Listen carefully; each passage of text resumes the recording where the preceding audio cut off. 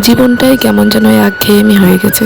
রোজ একটানে উঠছি, খাচ্ছি, কাজ করছি, সবার জন্য সবটা করছি, এমনকি পরিবারের জন্যও করছি, কিন্তু নিজের জন্য কোনো সময়ই বের করতে পারছি না। জীবনটা আমাদেরকে এমন এক জায়গায় দাঁড় করায় না, আমরা প্রস্তুতি নেই এক ধরনের, কিন্তু কিন্তু জীবন আমাদের নিয়ে গিয়ে দাঁড় করায় অন্য এক জায়গায়। তো শুধু আমার না, প্রত্যেকটা মেয়েরই তাই, তার নিজের জন্য আলাদা করে কিছুটা সময় রাখা উচিত। তো বাদ দাও সেসব কথা।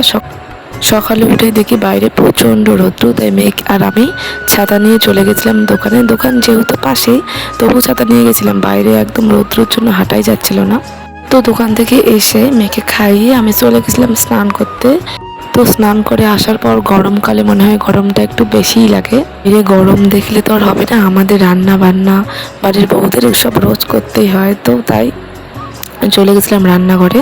তো আজকে করেছিলাম দু ধরনের মাছ, যেহেতু আমি শুধু ছোটো মাছই খাবো, তাই ছোটো মাছগুলো আলাদা করে নিয়েছিলাম।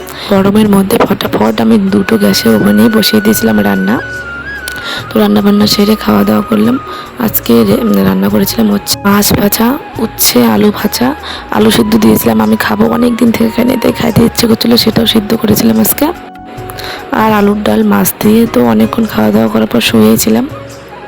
তো মেয়ে ঘুম থেকে ওঠার পর মেয়েকে খাইয়ে দিয়ে একদিকে চলে আসলাম বারান্দার জুতোগুলো মেয়ে রোজ এরকম করে উলট পালট করে রাখে।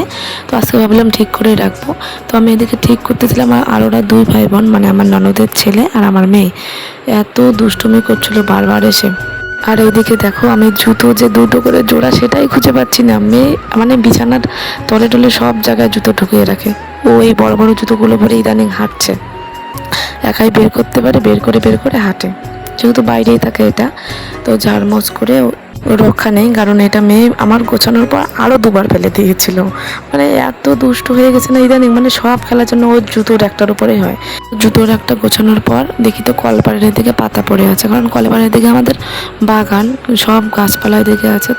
মানে দিনের বেলা দু একবার ঝাড়ু দিলেও নোংরা হয়েই থাকে, তাই বিকেলবেলা একটু ঝাড়ু দিলাম। তো ঝাড়ু টাড়ু দিয়ে দেখি জামা কাপড়গুলো শুকিয়ে গিয়েছে, যেহেতু সকালবেলায় ধুয়ে দিয়েছিলাম। তো এগুলো তুলে রাখবো, আজকে আর গোছাবো না, গরমে আর কিছুই ভালো লাগতেছে না।